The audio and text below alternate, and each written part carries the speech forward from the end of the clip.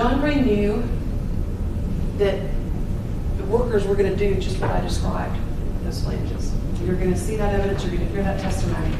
They knew how their products were going to be used.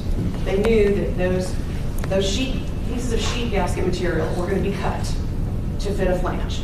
They knew that one of the ways workers in the field, as we call it, would make these gaskets is they would cut a couple of holes for bolt holes, stick a couple of bolts in it, and put it on one flange. And they would take a ball peen hammer and bang around the edges over and over and over and over and over again and bang off that material. That's what they did.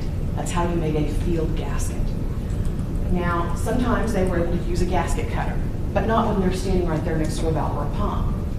So you're going to hear how Mr. Bolton and others around him made these gaskets, and you're going to hear them all talk about how much dust came up, and then the stuff falls to the floor, it's stepped on, kind of ground around, it's crumbling, and eventually it's swept away or kicked away. But that asbestos doesn't just disappear, it hangs, and then it eventually falls to the floor, where these workers going back and forth all day long are kicking it back up again, kicking it back up again. So even making one gasket can cause exposure for a long time because it doesn't disintegrate, it doesn't vaporize, it stays.